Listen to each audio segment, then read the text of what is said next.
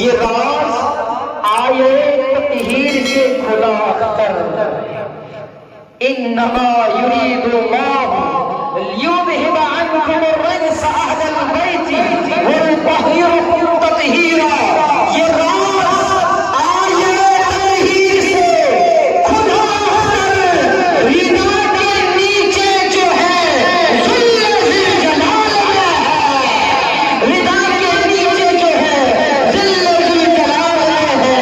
آئیے ہم بڑی زوردار آواز میں نعرے کا جواب دیں. نعرہ تکبیر، نعرہ صلوات، حضرت عباس کے صدر یا صحابۃ اللہ، نعرہ تکبیر، نعرہ رسالت.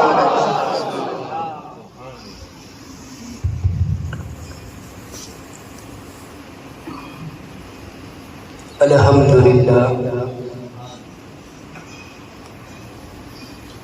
الحمدللہ رب العالمین والصلاة والسلام علی سیدنا ومولانا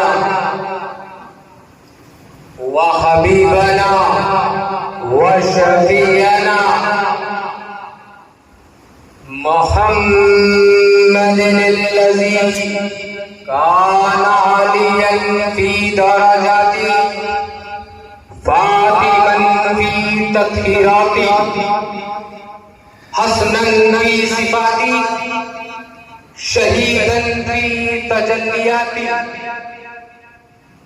زین العابدین بعباداتی صادقا فی اقوالی کاظما فی جمیع احوالی متمکنا فی مقام الرضا جوادا کفہ عند العطا ہادیا الی سبیل النجات عسکریا مع الغزاة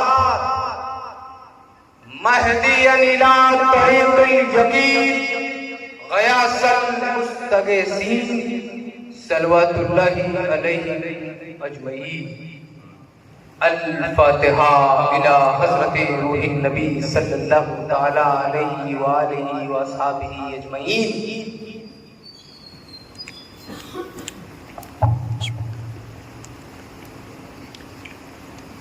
سبحان ربنا رب العزة والسلام علی المرسلین والحمد للہ رب العالمین. نحمده ونصلی علی رسولہ الکریم. اما بعد فاعوذ باللہ من الشیطان الرجیم. بسم اللہ الرحمن الرحیم. یا ایھا الذین آمنوا اتقوا اللہ وکونوا مع الصادقین. صدق اللہ العظیم.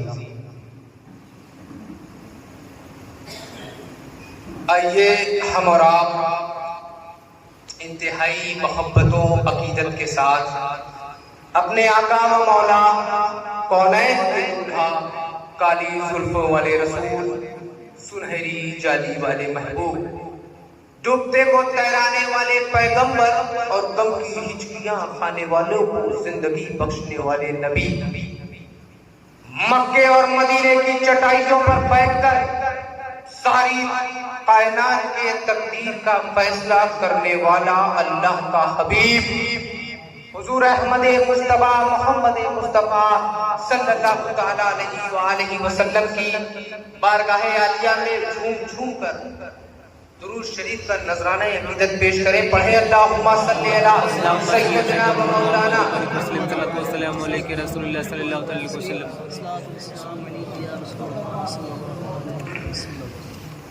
حضرت جناب سید جاوید باپو صاحب قبلہ نے جہاں پر بات کو ختم کیا تھا، میں اگر یہ اجازت دے تو یہیں سے بات شروع ہو. اور آج جس آیت کریمہ کی تلاوت جاوید باپو نے کی ہے، اسی آیت کریمہ کے مفہوم، اس کی تفسیر اور اپنی عقل اپنے علم کے اعتبار سے میں آپ کے سامنے پیش کرنے کی سعادت حاصل کر رہا ہوں. ذرے ذرے سے نمایاں ہے مگر پنہاں ہے. ذرے ذرے سے نمایاں ہے مگر پنہاں ہے. میرے معبود تیری پردہ نشینی ہے عجیب. میرے معبود تیری پردہ نشینی ہے عجیب. دور اتنا کہ تخیل کی رسائی ہو محال. دور اتنا کہ تخیل کی رسائی ہو محال. اور قربت کا یہ عالم کی رگے جا سے قریب. انشاءاللہ تعالی چند اشعار منقبت کے پیرالے پیر روشن ضمیر قندیل نورانی شہباز لامکانی محبوب سبحانی شیخ سید عبد القادر جیلانی علیہ رحمت و رضوان کی بارگاہ میں ہوا سارے جہاں میں بول بالا غوث اعظم کا. ہوا سارے جہاں میں بول بالا غوث اعظم کا. اور حقیقت تو یہ ہے رتبہ ہے اعلیٰ غوث اعظم کا. دیکھیے غوث اعظم خود فرماتے ہیں کہ میں عبد القادر میں جب تک نہیں چاہتا کوئی میرا نام نہیں لے سکتا. کوئی میرا نام لے ہی نہیں سکتا جب تک میں نہ چاہوں. تو اگر آج قاری صاحب نے نام لیا غوث اعظم کا ضرور غوث پاک نے چاہا. آج اگر سید جاوید بابو نام لے کر گئے ہیں تو یقیناً ان کی تقریر میں الفاظوں میں سب سے زیادہ الفاظ غوث اعظم کا نام تھا. تو آج غوث پاک نے چاہا ہے. اگر آپ بھی ساتھ ساتھ نام لیں گے تو انشاءاللہ تعالیٰ اس تقدیر میں آپ بھی نام لکھا دیں گے کہ ہوا سارے جہاں میں بول بالا غوث اعظم کا. اور حقیقت تو یہ ہے رتبہ ہے اعلیٰ. اور شریعت کے گلستان میں طریقت کے دبستان میں شریعت کے گلستان میں طریقت کے دبستان میں جدھر دیکھو اجالا ہی اجالا. غوث اعظم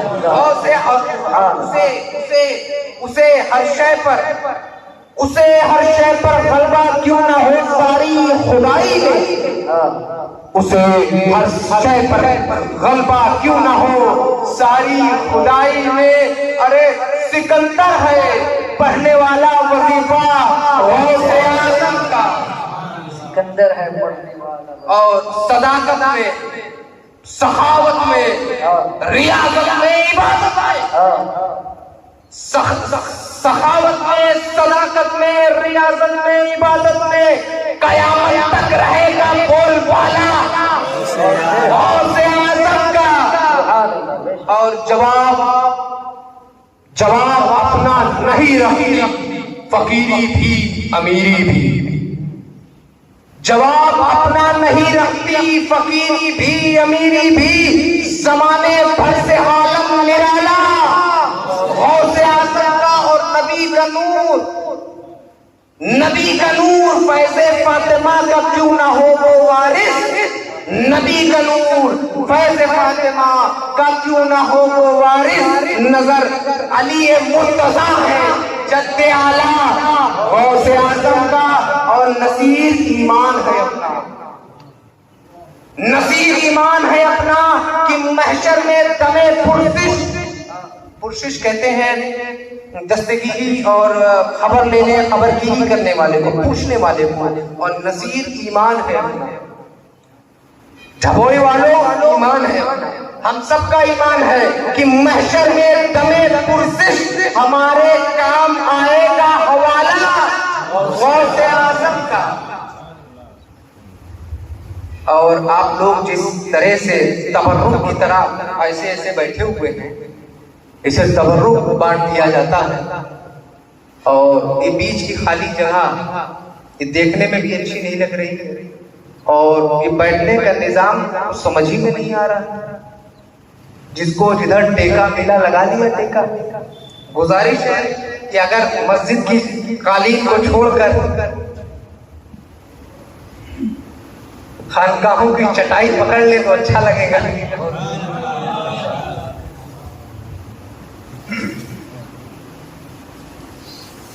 تو بس جو جس موضوع پر آج شروعات سے گفتگو چل رہی ہے، سچوں کا ساتھ، سچ کا ساتھ، سچ کا وکاس، تو انشاءاللہ تعالی اسی موضوع کو آگے بڑھائیں گے، تاکہ اکثر ہو کیا جاتا ہے اگر کئی طرح کے سبجیکٹ پڑھا دیے جائیں نا تو ہینگ ہو جاتا ہے دماغ۔ فزکس بھی آ گئی، میتھ بھی آ گئی، کیمسٹری بھی آ گئی، فلسفہ بھی کوئی پڑھا گیا، منطق بھی کوئی سمجھا گیا، تو اس میں کنفیوژن پیدا ہو گیا۔ بہتر یہی ہے شروعات انہوں نے کی تھی، باپو نے بیچ میں سنبھالا، پھر ہم ہو جائے گا انشاءاللہ، تاکہ ٹاپک ایک رہے، بات ایک رہے۔ آج آپ ایک چیز سیکھ کر ہی چلے، اور یہ اس لیے بھی ہو رہا ہے، انہوں نے بھی کوشش کی، یہ بھی ضدی ہیں، باپو نے کوشش کی، وہ ان سے زیادہ ضدی ہیں، ہم بھی کوشش کریں گے سمجھانے کی انشاءاللہ۔ تو اس آیت کریمہ کا سیدھا سمجھ، سچی بات صاف صاف اس آیت کریمہ میں کہہ دی گئی۔ آسان ترجمہ، اے ایمان والو اللہ سے ڈرو اور سچوں کے ساتھ ہو جاؤ۔ اے ایمان والو اللہ سے ڈرو اور سچوں کے ساتھ ہو جاؤ۔ باپو صاحب اس میں قابل غور بات یہ ہے کہ خطاب کیا جا رہا ہے ایمان والوں سے، یا ایھا الذین آمنوا، اے وہ لوگ جو ایمان لا چکے۔ تو ظاہر ہے جب وہ ایمان لا چکے ہیں تو آگے کے جو مطالبے ہو رہے ہیں اس آیت میں وہ ایمان کے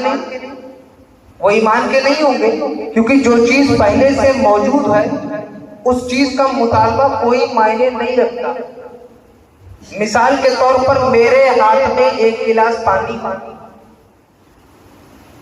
اور میں کہوں نور نظر بھائی ایک گلاس پانی لا، تو یہ میرا مطالبہ کوئی معنی نہیں رکھتا، کیونکہ پانی تو میرے پاس پہلے ہی موجود ہے۔ تو جو چیز پہلے سے موجود ہو اس کا مطالبہ معنی نہیں رکھتا۔ خطاب کیا جا رہا ہے ایمان والوں سے، اتنی بات کلیئر ہے۔ آگے اللہ رب العزت جل جلالہ ارشاد فرماتا ہے یا ایھا الذین آمنوا اتقوا اللہ۔ مطلب کیا؟ اللہ سے ڈرو، اتقوا اللہ، اللہ سے ڈرو۔ اللہ سے ڈرنے کا مطلب کیا ہے؟ ٹھیک ہے بھائی ہم اللہ سے ڈریں، نماز نہیں پڑھیں گے، کیا یہ مطلب ہے اللہ سے ڈرنے کا کہ اللہ سے ڈریں گے؟ اب تو اللہ سے ڈرنا ہے، حکم آ گیا اتقوا اللہ، اللہ سے ڈرو۔ کیسے ڈریں؟ اللہ سے ڈریں گے، روزے نہیں رکھیں گے، حج و زکوٰۃ نہیں ادا کریں گے، اللہ سے ڈرنا بھی کہیں گے اور گیمبلنگ اور جوا بھی کھیلیں گے۔ یہ ہے اللہ سے ڈرنے کا مطلب کہ اللہ سے ڈریں گے بھی، اور دو مسلمان دوستوں میں، دو مسلمان گروہ میں تین تگاڑا کام بگاڑا بھی کریں گے، خرافات کریں گے، ایک دوسرے کی چگل خوریاں کریں اور کہیں اللہ سے ڈر رہے ہیں، علماء کرام کی توہین کریں اور یہ بھی کہیں کہ اللہ سے ہم تو ڈرتے ہیں۔ کیا یہ بات قبول ہوگی؟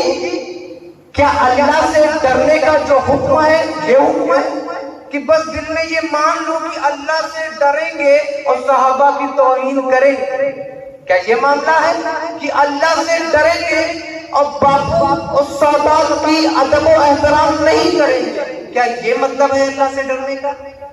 میرے دوستو کہ بتاؤ نا، یہ مطلب ہے اللہ سے ڈرو، جیسے ڈرنے کا حق ہے ویسا ڈرو، نماز کا وقت ہے نماز پڑھو، اللہ سے ڈرو، رمضان شریف آئے روزے رکھو، اللہ سے ڈرو، صاحب حساب ہو زکات دو، اللہ سے ڈرو، صاحب استطاعت ہو صاحب استطاعت اپنے ماں باپ کی فرما برداری کرو، اللہ سے ڈرو، اپنے استاد کا ادب و احترام کرو، اللہ سے ڈرو، علماء حق کی تعظیم کرو، اللہ سے ڈرو، جھوٹ نہ بولو، اللہ سے ڈرو، ماں باپ کی فرما برداری کرو، اللہ سے ڈرو، جوئے مت کھیلو، گیمبلنگ مت کرو، اپنا وقت ضائع مت کرو، اللہ سے ڈرو، اللہ سے ڈرو، شریعت کے قانون پر عمل کرو، اللہ سے ڈرو، نور پر نور سے محبت کرو، اللہ سے ڈرو، اہل بیت سے مودت کرو، اللہ سے ڈرو، اللہ سے ڈرو، ارے صحابہ کی توہین نہ کرو، اللہ سے ڈرو، اور مشاجرات صحابہ میں دخل اندازی نہ کرو، اللہ سے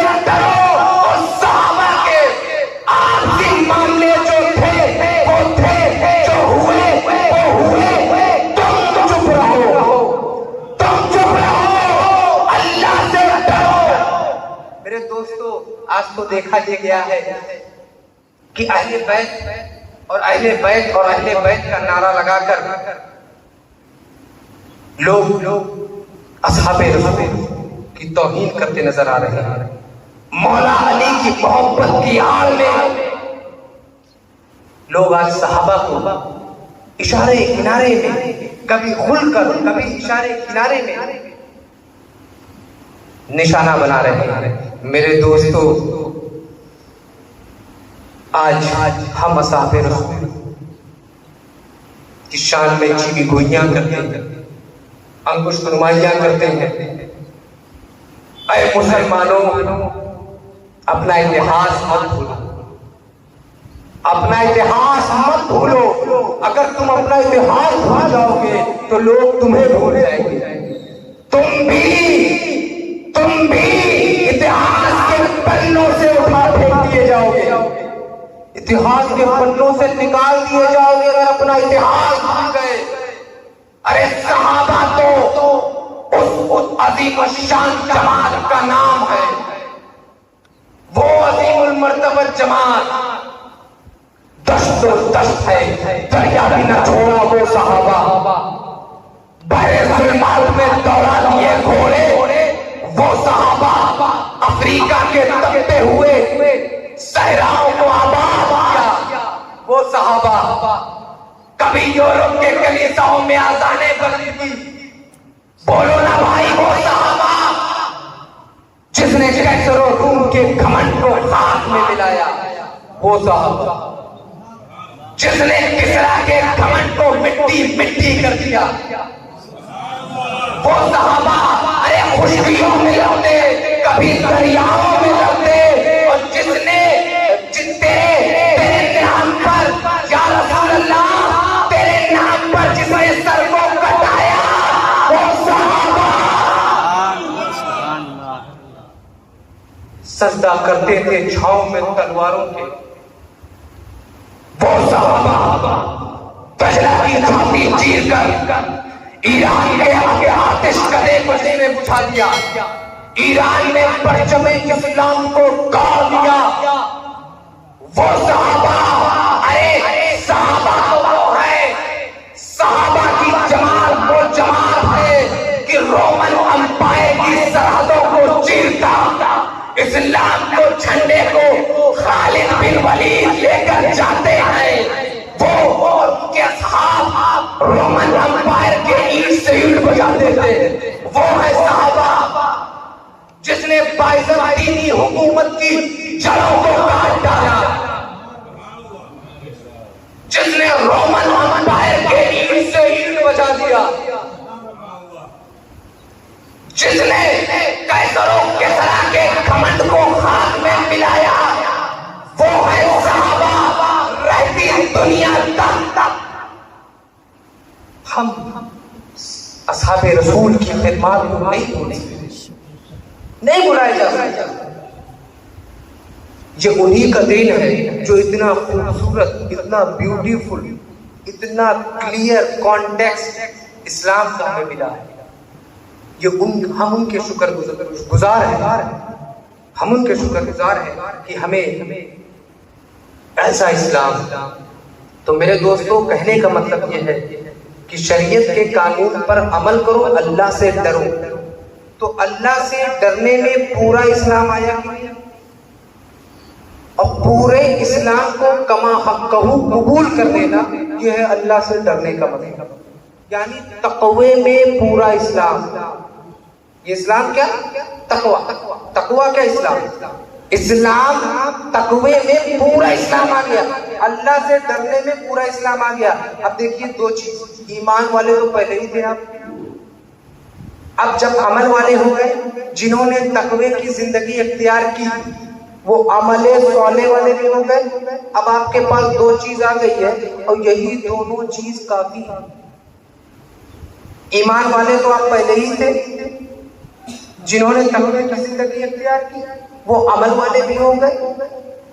جب آپ ایمان والے ہیں, عمل والے ہیں, تو کسی تیسری چیز کی ضرورت کیا؟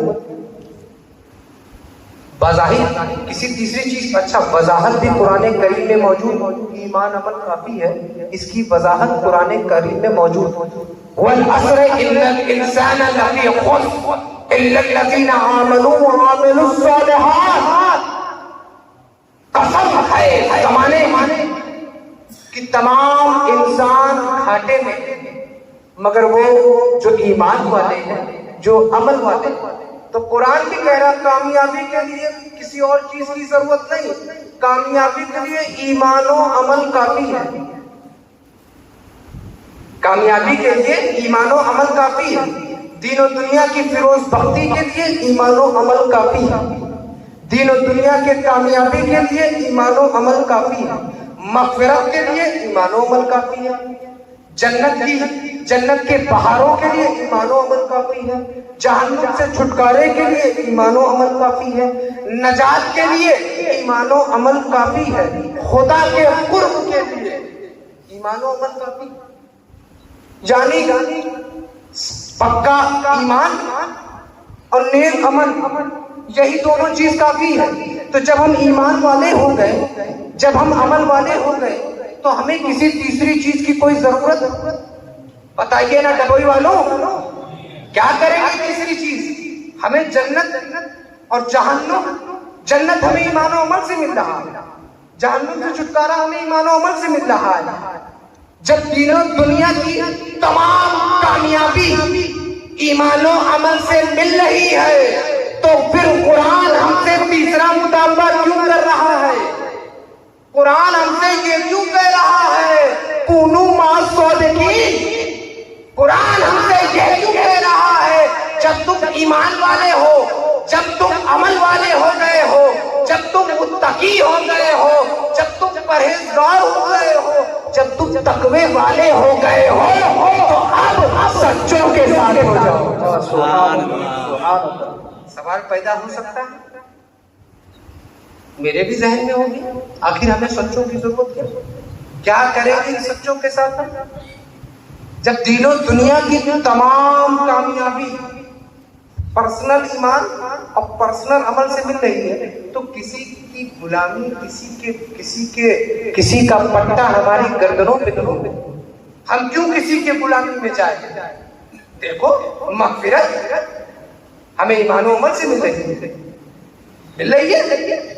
نجات یہ بھی ایمان و عمل سے مل رہا. اچھا میدان محشر میں بھی عمل ہی تولے جائیں گے, تو ہمیں تو عمل ہی کا کام ہے. ہمیں نسبت سے کیا ہوگا, نسب سے کیا, نسبت کیا, ضرورت کیا کسی سچے کی, کسی پیر صادق کی ضرورت کیا ہے؟ کیا ضرورت ہے کسی سچے کے ہاتھ میں اپنے ہاتھ کو دے دے؟ غلط کہتے ہو کہ پیر بنانا ضروری ہے. مغفرت کی بات کرو گے ہم سے تو ہم کہیں گے مغفرت ہمیں ایمان و عمل سے مل رہی ہے. تم کہو گے نجات تو ہم کہیں گے نجات ہمیں ایمان و عمل سے مل رہی ہے. تم کہو گے جہنم سے چھٹکارا, میں کہوں گا ایمان و عمل سے مل رہا ہے. دین و دنیا کی تمام خوشیاں, تمام کامیابیاں ایمان و عمل سے مل رہی ہے. یہ سچوں کے پیچھے ہم کیوں چلے؟ ہم سچوں کے پیچھے چلے تو خانقاہیں جواب دے گی. اے اللہ کی ذات سنیں، یہ بات سچ ہے. دین و دنیا کے کامیابی کے لیے، دین و دنیا کی کامیابی، جملہ ضائع مت جانے دیجیے گا، ضائع مت جانے دیجیے گا. اس جملے نے میری بھی اصلاح کی ہے. ضائع مت جانے دیجیے گا. خانقاہیں جواب دیتی ہیں کہ دین و دنیا کے کامیابی کے لیے ایمان و عمل کی ضرورت ہے، مگر ایمان و عمل کو بچانے کے لیے سچوں کی ضرورت ہے. نعرہ رسالت. اگر یہی نہیں بچا پاؤ گے تو لے کر کیا جاؤ؟ جب یہی نہیں بچے گا تو لے کر کیا جاؤ گے؟ ایمان ایک خزانہ ہے. اور دوستو، اگر ایسا کوئی ضابطہ ہوتا، ایسا کوئی پیرامیٹر ہوتا، کوئی فارمولا ہوتا کہ ایمان آئے گا تو جائے گا نہیں، کیا کوئی ہے ایسا جو کھڑا ہو کر یہ کہہ سکتا ہے کہ میرا خاتمہ ایمان پر ہوگا؟ 100% شیورٹی ہے. کوئی ایسا فارمولا نہیں، کوئی ایسا ضابطہ نہیں، کوئی ایسا پیرامیٹر نہیں ہے میرے دوستو. ہم نے تو ایمان کو آتے بھی دیکھا، ایمان کو جاتے بھی دیکھا. کیا مجھے بتانا پڑے گا ابلیس کا واقعہ؟ کیا ضرورت ہے شارٹ میں بتاؤں؟ ابلیس کو حکم ہوا، تمام فرشتوں کو بھی حکم ہوا، آدم کا سجدہ، تعظیمی سجدہ کرو، سچے کا سجدہ کرو، سچے کے آگے جھک جاؤ. سب جھک گئے الا ابلیس. ہر سچا جھک گیا سچے کے آگے، جو نہیں جھکا وہی تو جھوٹا ہے. کیا سمجھے؟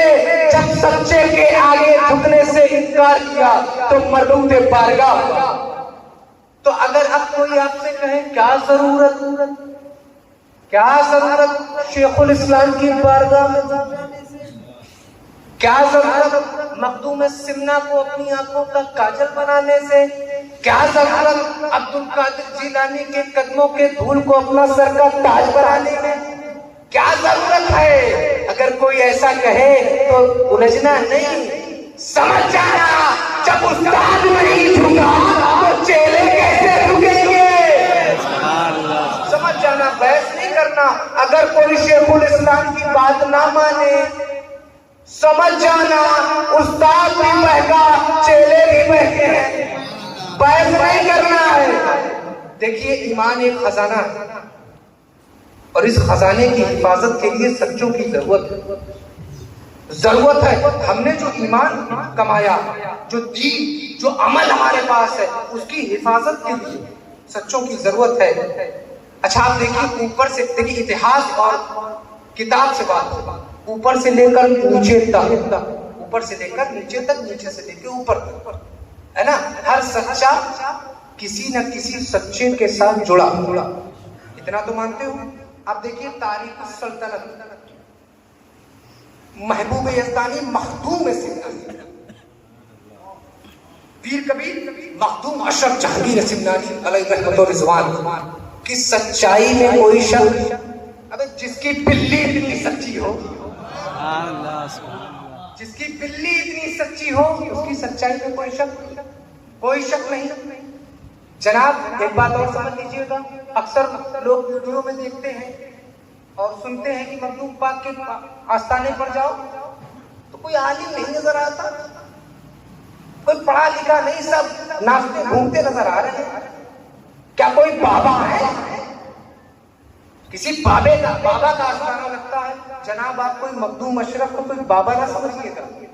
اپنے وقت کے محدث، اپنے وقت کے مفسر، اپنے وقت کے مترجم، اپنے وقت کے دور کا نام اشرف جہانگیر ہے.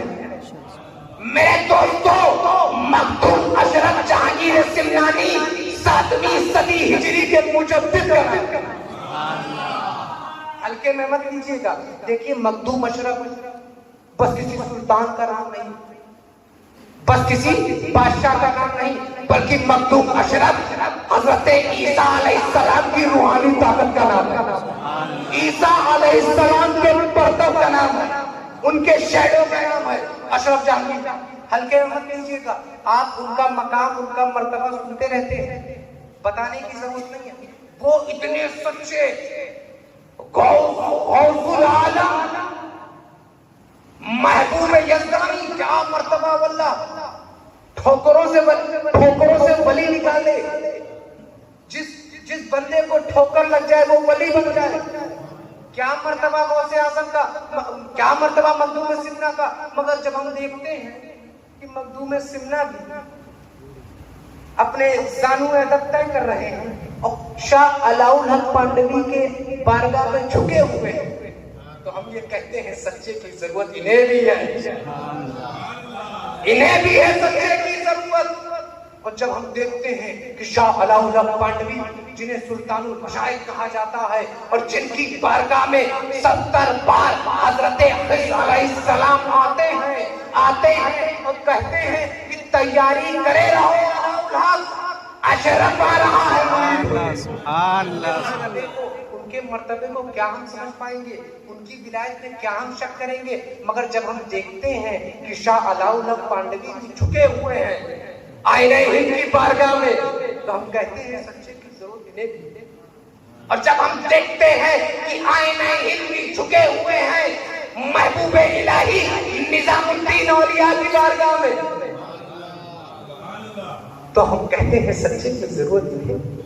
بتائیے محبوب الہی نظام الدین اولیاء کی سچائی میں، کہ ولایت میں، کی محبوبیت سے کوئی شک ہوگا؟ ان کے ایمان اور عمل کو کوئی نہ کرے گا؟ ان کے عمل، ان کے تقوی، ان کے متقی ہونے پہ کوئی شک؟ ارے نظام الدین اولیاء اس فقیر کا نام ہے، اس فقیر کا نام ہے. دلی سلطنت کے تمام بادشاہ جس فقیر کے آگے جھکے اس فقیر کو نظام الدین کہتے ہیں. نظام الدین اولیاء ہلکے میں مت لیجیے گا، ہلکے میں مت لیجیے گا. ان کے سر پر سونے کا تاج نہیں، ان کے گھوڑوں استبل میں بدے گھوڑوں کے ٹاپ پر سونے لگے ہوتے ہیں. وہ ایسا فقیر، ان کی محبوبیت میں کوئی شک کرنے والا پیدا ہی نہیں ہوا، کوئی پیدا نہیں ہوا. اور جب ہم دیکھتے ہیں اتنے عظیم المرتبت، اتنے عظیم الشان اور بلند مرتبے والے محبوب الہی نظام الدین اولیاء بھی جھکے ہوئے ہیں بابا فرید گنج شکر کی بارگاہ میں، تو کہتے ہیں سچے کی ضرورت انہیں بھی ہے. اور جب ہم دیکھتے ہیں کہ بابا فرید الدین گنج شکر بھی جھکے ہوئے ہیں قطب الدین بختیار کاکی کی بارگاہ میں، تو ہم کیا کہتے ہیں؟ سچے کی ضرورت انہیں بھی ہے. اور جب ہم دیکھتے ہیں قطب الدین کی قطبیت پر فائز ہو کر، قطب الدین اپنے مقام پر فائز، بلندی پر فائز، جو خدا کا محبوب ہے، قطب الدین بھی جھکے ہوئے ہیں. خواجہ خواجگان کہہ لو، عطائے رسول کہہ لو، سلطان الہند کہہ لو، خواجہوں کا خواجہ کہہ لو، راجاؤں کا راجا کہہ لو، ہند کا مہاراجا کہہ لو، معین الدین چشتی اجمیری کی بارگاہ میں وہ بھی جھکے ہوئے ہیں. سبحان اللہ. نعرہ تکبیر، نعرہ رسالت، فیضان اولیاء، فیضان حضور غریب نواز. اب میرے دوستوں، ہم تو نظام الدین نہ سکتے. اب میں نے تو ایسے دگجوں کی نام دے دیا ہے کہ ہم اور آپ ان کے نالین، ان کے چپل کی جو دھول ہوتی ہے، اس دھول کے ذرے تو اپنے لیے دقت ہو گئی. اب ہم کہاں سچے ہوں گے؟ سنو، آج ایک بات میں کہتا ہوں، اس شہر کو گواہ بنا رہا ہوں، اس شہر کو گواہ بنا کر ثقلِ اشرف یہ اعلان کرتا ہے کہ ہم نظام الدین نہ صحیح نظامی تو ہیں، ہم معین الدین چشتی نہ صحیح چشتی تو ہیں، ہم عبد القادر جیلانی نہ صحیح قادری تو ہیں، ہم شہاب الدین سہروردی نہ صحیح سہروردی تو ہیں. ارے ہم مخدوم اشرف جہانگیر نہ صحیح اشرفی تو ہے. میرے دوستوں اس پر دلیل کیا ہے؟ اس پہ دلیل کیا ہے؟ اس پر بھی اللہ کا شکر ہے کہ رب نے ہم سے یہ مطالبہ نہیں کیا نا، یہ مطالبہ نہیں کیا کہ دنیا سے معین الدین بن کر آنا. یہ رب نے ہم سے نہیں کہا کہ دنیا سے قطب الدین بن کر آنا، دنیا سے نظام الدین بن کر آنا، دنیا سے شیخ الاسلام بن کر آنا. نہیں، رب ذوالجلال نے ہم سے کہا یہی کہا، یا ایھا الذین آمنوا اتقوا اللہ وکونوا مع الصادقین. اللہ نے یہ نہیں کہا کہ سارے صادقین بن کر آنا، سارے سچے بن کر آنا، بلکہ رب ذوالجلال نے یہی کہا کہ بس سچے کے ساتھ چلے آنا، ہم تمہیں سچے میں شمار.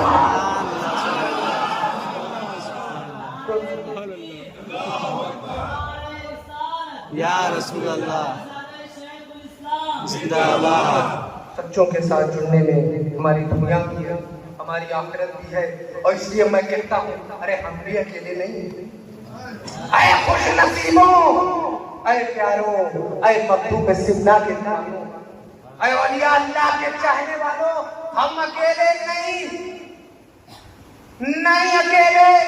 ہمیں اکیلا سمجھنے کی غلطی مت کرنا. ہم اکیلے نہیں، غوث کا انتخاب آ رہا ہے، خواجہ کا چنا ہوا آ رہا ہے، بلکہ ایک سچا کہ جیسے مقدسہ کی سرزمین سے نکل کر گجرات آ جاتا ہے، احمد آباد میں اپنا مسکن بناتا ہے. اس سچے نے گجرات کا نقشہ ہی بدل دیا، علم و حکمت کا نور بکھیر دیا، شریعت اور روحانیت کی روشنی پھیلا دی. بلکہ گجرات، بلکہ ہندوستان ہی نہیں، بلکہ بر صغیر ہو، برطانیہ ہو، انگلینڈ ہو، کینیڈا ہو، امریکہ ہو، ہر جگہ مشن مخدوم سمنا کو لے کر پہنچے. لو اندھیری نگری میں، اندھیری نگری میں، ویسٹرن ملکوں کی اندھیری نگری میں رشد و ہدایت کے دیے کو جلا دو. رشد و ہدایت کے دیے کو، وہاں بسنے والے لوگوں کے ایمان کی حفاظت کرنے والے، ویسٹرن ملکوں کی گمراہیت کی آندھیوں سے بچانے والے، اور انہیں ان کے ایمان کو، ان کے عمل کو، ان کے دلوں کو محفوظ اور بچانے والے. اور بچایا تو بچایا، ساتھ ہی ساتھ عاشق رسول بھی بنایا. ارے اس سچے نے ہمیں سچوں سے ملا دیا. آپ کہیں گے وہ سچا کون؟ اہل علم کہے گی اس سچے کو رئیس المحققین کہہ لو، امام حمام کہہ لو، سلطان المشائخ کہہ لو، غوث الزمان کہہ لو، امیر کارواں اہل سنت کہہ لو، امام اہل سنت کہہ لو، مجدد میت حاضرہ کہہ لو، برہان ملت والدین حضرت شیخ الاسلام والمسلمین. ارے ہمارا پیر کہہ لو، ہماری جان کہہ لو، سیدی آقائی مولائی مرشدی سید مدنی اشرفی جیلانی سچے ہم ان کے پیچھے پیچھے. سبحان اللہ. نعرہ تکبیر، نعرہ رسالت، حضور شیخ الاسلام، حضور شیخ الاسلام. واہ واہ واہ، سبحان شیخ الاسلام سچے ہیں، ہم ان کے پیچھے پیچھے. شیخ الاسلام سچے ہیں، ہم ان کے پیچھے پیچھے ہیں. ان کی تصورات میں سدا گھومتا. علامہ نورانی کیا اشرفی قبلہ کا تاج العلماء کا یہ اشعار کہ ان کی تصورات میں بس گھومتا، پی پی کر ان کا جام سدا جھومتا رہوں. وہ آگے آگے میرے چلے پل صراط پر، اور میں پیچھے پیچھے نقشے قدم چومتا. سمجھے آپ کون شیخ الاسلام؟ میں کہوں گا جو امام اہل سنت ہے، جو صاحب فیض و کرامت ہے، جو تقوی و طہارت اللہ ثانی، جو شریعت و طریقت کا حسین سنگم. نہیں سمجھے آپ کون شیخ الاسلام؟ نہیں سمجھے؟ ارے حقانیت کی پہچان سنیت کی جان وہی تو ہے ہمارے شیخ الاسلام. نہیں سمجھے آپ؟ ابھی بھی نہیں سمجھے. اور اصل میں دیکھیے شرافت ملتی ہے نسب سے. نسب اچھا تھا شریف. اب دیکھو کوئی شرافت کی بات اگر نہیں کرتا تو سمجھ جانا بحث نہیں نسب خراب. شرافت ملتی ہے نسب سے. نسب اچھا ہے بندہ شریف. اور کرامت جو اللہ کے حکم سے ملتی ہے کسی اور کے حکم سے نہیں. اپنی محنت کرو, لاکھ مصلے بچھو, لاکھ نمازیں پڑھو, پڑھتے رہو, کچھ نہیں ہونے والا. اللہ کا حکم ہوگا تو چور بھی قطب بن جائے ہے نا. تو اللہ کے حکم سے کرامت, اللہ کے حکم سے. اور فضیلت یہ علم و عمل سے. شرافت نسب سے ملتی ہے, کرامت اللہ کے حکم سے, اور فضیلت علم و عمل سے. جب شرافت, کرامت اور فضیلت جسم کا روپ لے لے تو اسے شیخ الاسلام. نہیں سمجھے آپ؟ ابھی بھی نہیں سمجھے. اور آسان کروں, بغداد کی سرزمین پر پیرانے پیر روشن ضمیر عبد القادر جیلانی جسے اپنا بیٹا کہے. یہ سمجھنا ہی بات ہے. تو زمانے کے اعتبار سے اگر میں آج ذکر کروں شیخ الاسلام کا, شیخ الاسلام کا ذکر غوث اعظم کا ہی ذکر ہے. وجہ کیا؟ بیٹے کا ذکر ہے, باپ خوش ہوگا. بیٹے کا ذکر ہوگا. اور بیٹا کون سا بیٹا؟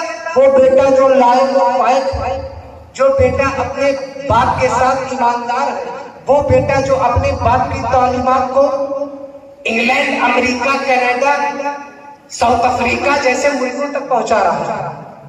اس بیٹے کی میں بات کر رہا ہوں. تو اگر اس سچے بیٹے کا ذکر کرو گے تو مجھے یقین ہے کہ بغداد کی سرزمین پر میرا غوث بھی خوش ہو رہا.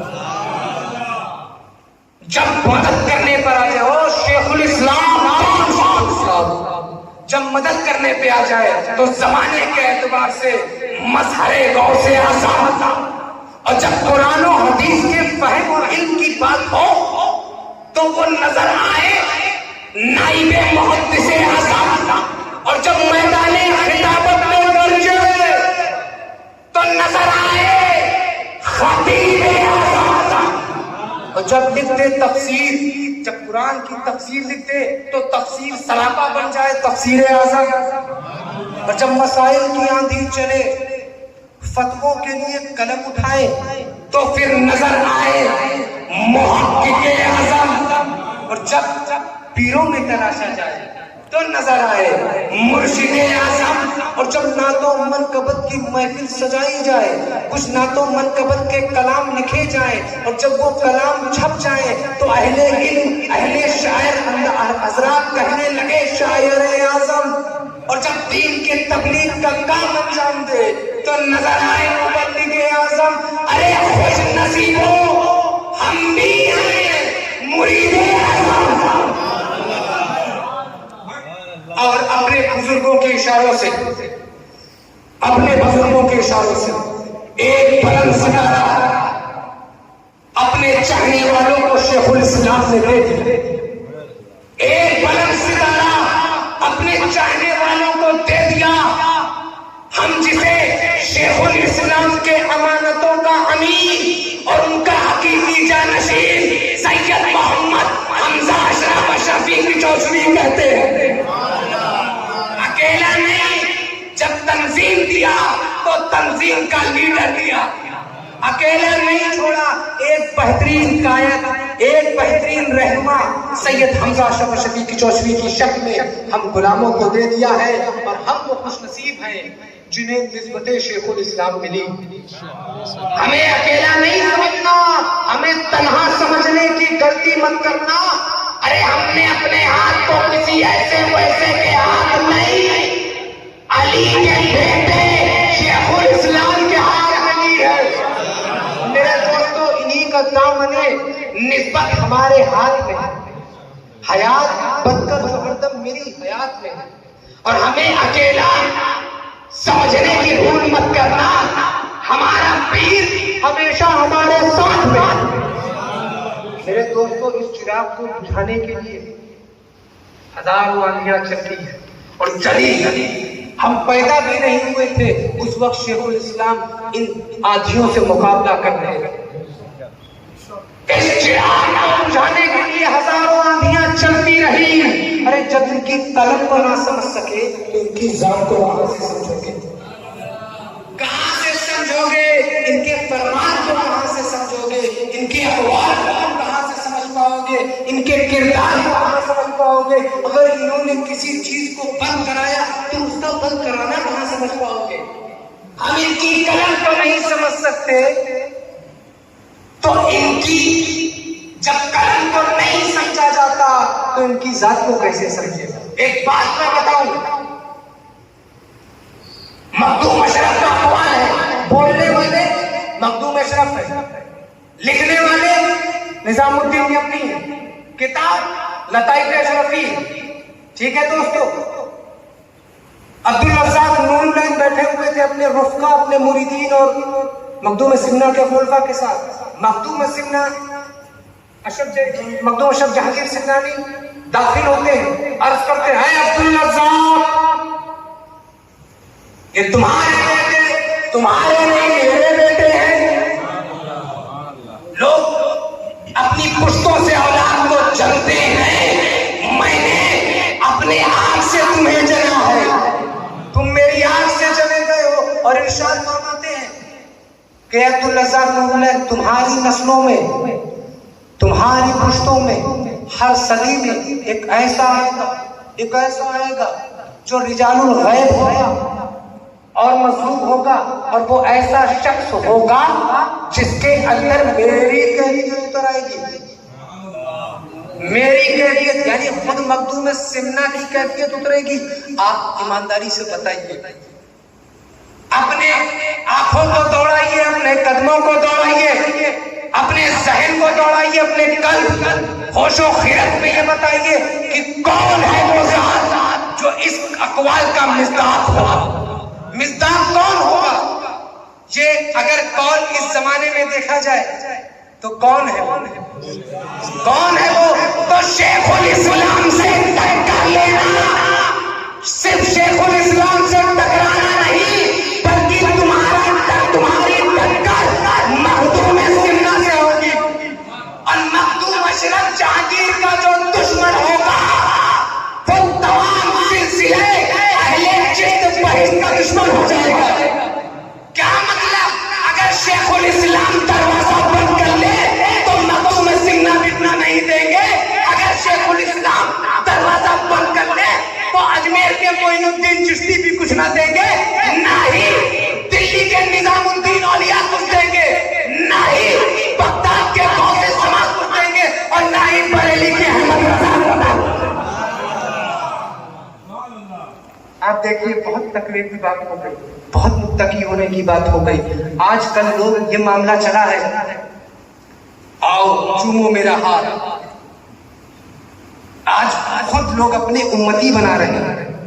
ایسا زوال کا وقت،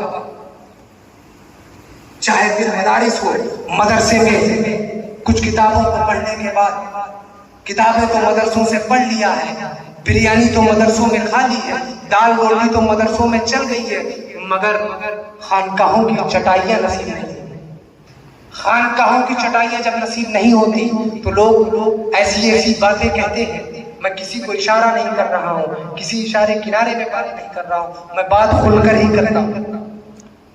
علی کا خون ہے، کھل کر ہی بات کرتا ہوں. میرے دوستو، ایک آیت کریمہ کا مفہوم، اللہ کے نزدیک سب سے زیادہ مکرم ہو جو سب سے زیادہ متقی. ٹھیک ہے، اب اس کو خارجی اپنے حساب سے ترجمہ کرتے ہیں، اس کی تفسیر اپنے حساب سے بنا رہے ہیں. جو اہل بیت کا بغض رکھ رہے ہیں وہ ڈائریکٹ اس آیت سے اہل بیت ہی کو نشانہ. ارے انہی کے بابا کی شان میں قرآن ہے، انہی کے بابا کی شان میں قرآن ہے، تم اہل بیت ہی کو نشانہ بنا رہے ہو. کہتے ہیں تقوی اختیار کرو، جو تقوی والا دکھے اسی کا ہاتھ چومو. کچھ پڑھ لیا, کچھ علم حاصل کر لیا تو ایسا لگتا ہے کہ پوری امت آپ ہی کے قدموں میں گرے ہیں. سادات کے ادب کی ضرورت کیا ہے؟ مگر دوستو ایک میں بات بتانا چاہتا ہوں, عرض کرنا چاہتا ہوں, سید کو مت دیکھو, سید کو مت دیکھو, سید میں دیکھو, سید میں دیکھو. یہی غلطی ابلیس نے کی تھی. آدم کو دیکھا, آدم میں نہیں دیکھا. آدم کو دیکھا تو مٹی سے بنا دیکھا, خدا سے بنا تھا, مٹی سے بنا دیکھا. آدم کو دیکھا, ایک انسان دیکھا. آدم کو دیکھا تو بس ایک انسان ہی دکھا. مگر اگر آدم میں دیکھتا تو نور مصطفیٰ پیشانی پہ نظر آتا. آدم میں دیکھتا تو خلیفۃ اللہ نظر آتا. ہے نا دوستو؟ اور غلطی آج ہم کر رہے ہیں, ہم سید کو دیکھ رہے ہیں. تو اگر سید کو دیکھتے ہیں تو نماز پڑھتا کبھی کبھی ہم دیکھتے ہو نمازیں بھی چھوڑ رہا, نمازیں بھی کھول کر گیا. کبھی ہم سگریٹ اور تمباکو کھاتا دیکھتے ہیں. جب سید کو دیکھتے ہیں تو بیڑی سگریٹ پیتا بھی دیکھتے ہیں. سید کو دیکھتے ہیں تو سنیما گھروں میں بھی دیکھ رہے ہیں. سید کو دیکھتے ہیں ادھر ادھر دیکھتے ہیں. اگر سید میں دیکھ لیں تو نبی کے نور کو دیکھ لیں. سید میں دیکھ لیں خونے علی مرتضیٰ کو دیکھیں. سید میں دیکھیں تو فاطمہ الزہرا کے چادر کا احسان دیکھیں. میرے دوستو سید کو مت دیکھنا, سید میں دیکھنا. اس میں ہماری نجات ہے, ہماری کیونکہ ہمیں یہ اتھارٹی ملی ہی نہیں کہ ہم آئیں قاضی بنے, ہم آئیں انصاف کریں. اللہ کے سپرد کر دیا جائے تو بہتر ہے. اللہ کے نزدیک سب سے زیادہ مکرم وہ جو سب سے زیادہ متقی ہونے کے لیے تقوی ضروری. تقوی والے سنیں, متقی ہونے کے لیے تقوی ضروری ہے نا. متقی تبھی بنو گے جب تقوی ہوگا, اللہ سے ڈرو گے. اور تقوی کے لیے علم و عمل چاہیے, عمل چاہیے نا. عمل کے بغیر کوئی تقوی, گھر بیٹھے عمل کے بنا پر کوئی تقوی حاصل نہیں ہوگا. تو بتاؤ رسول کی اطاعت کے لیے تقوی چاہیے ہے نا. تقوی کے لیے علم و عمل چاہیے, تقوی کے لیے علم و عمل چاہیے. بتاؤ رسول کے اطاعت کے بغیر کوئی تقوی ملے گا نہیں. تو تقوی کے لیے اطاعت رسول لازم, اطاعت رسول کے لیے محبت رسول لازم, اور محبت رسول کے لیے آل رسول سے محبت لازم. تو رسول تو سمجھ رہے ہیں نا. اب دوستو اگر آل رسول سے محبت نہیں تو رسول سے محبت نہیں, رسول سے محبت نہیں تو پھر رسول کی اطاعت نہیں, اور جب اطاعت نہیں تو تقوی بھی نہیں. اب وہ لوگ تقوی کی بات کیوں کر رہے ہیں جو آل سے ٹکرا رہے ہیں. اب وہ لوگ تو تقوی کی بات کرنے آ گئے جو خود آل سے ٹکرا رہے ہیں. میرے دوستو اپنی عبادت پر, اپنی ریاضت پر, اپنے تقوی پر, اپنے ایمان پر, اپنے عمل پر, اپنی امامت پر ناز کرنے والوں, کسی اور کا فرمان نہیں, میں رسول اللہ کا فرمان سناؤں گا. رسول اللہ کا فرمان سن لو کہ اگر کوئی مسلمان کلمہ بھی پڑھتا ہو, روزے بھی رکھتا ہو, حج و زکات بھی ادا کرتا ہو, نماز کا پابند ہو, متقی ہو, پرہیزگار ہو, پوری رات مسلوں پر نماز نفل پڑھتا ہو, اور مسجد ابراہیمی پر نماز پڑھتا ہو, مقام ابراہیمی پر جا کر نماز پڑھتا ہو, اور روزے کی حالت میں مکے میں نماز کی کیفیت میں اس کا اگر فوت ہو جائے اور اس کا انتقال ہو جائے, مگر میری اہل بیت کی محبت اس کے دل میں نہ ہو, تو پھر نہ اسے کوئی کرنے کا اعتبار ہوگا, نہ اس کے کوئی دین کی قیمت ہوگی. میرے دوستو اتنا سخت قانون آپ دیکھیے, کیا رسول کی اہل بیت سے لڑ کر, بغض رکھ کر چارہ ہے؟ کیا ہم جی سکتے ہیں؟ ارے گجراتیوں کے خمیر میں, ان کے بلڈ میں نسبتوں کا, سادات کا ادب کرنا شیخ الاسلام نے 65 سال پہلے سکھا دیا. اس جنریشن کو کسی ایسے ویسے نے نہیں سنوارا. اس جنریشن کو خود شیخ الاسلام سوال رہے ہیں جو مجدد ہیں اس دور کے. آپ دیکھیے یہ رسول اللہ کا ہی فیضان ہے کہ ہمیں شیخ الاسلام جیسی ہستی نہیں, ہماری اوقات ہی نہیں, ہماری اوقات ہی نہیں. یہ رسول اللہ کا فیضان ہے کہ ہمیں شیخ الاسلام دے دیا. یہ رسول اللہ کا فیضان ہے کہ ہمیں علی کے بیٹے دے دیے. پورے گجرات, پورے ہندوستان, پورے دنیا میں ہر طرف علی کے بیٹوں کو بکھیر دیا گیا. ہر جگہ شمع رسالت کے پروانے بن کر رشد و ہدایت کے دیے جلانے والے یہ علی کے بیٹے ہیں. علی کے بیٹے. اور کچھ لوگ تو ایسے بھی ملتے ہیں, مجھو باپو صاحب کے بلا, کچھ لوگ ایسے بھی ملتے ہیں کہ علی کے بیٹوں کو دیکھ کر منہ ترچھا کرتے ہیں. شیخ الاسلام سے جو سیکھا ہے وہی سکھانے کی کوشش کی. اور کچھ سال 18 سال حضور غازی ملت کی بھی صحبت اس فقیر نے لی.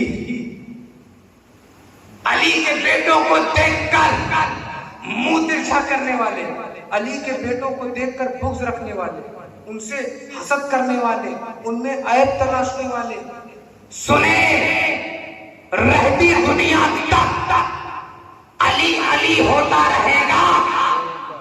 تم جس کا انتظار کرتے ہو, ہم جس کا انتظار کرتے ہیں, جو پوری دنیا پر غالب آئے گا, امام مہدی, وہ بھی تو علی کا بیٹا ہے. بغداد کی سرزمین پر اعلان ہوتا ہے کہ میرا یہ قدم تمام اولیاء کے گردنوں پر ہے. اور میں اس دنیا کو ایسا دیکھتا ہوں کہ جیسے رائی کا دانہ ہو ہتھیلی پر. اگر بغداد سے اشارہ نہ ہو تو معین الدین چشتی بھی کچھ نہیں کرتے ہیں.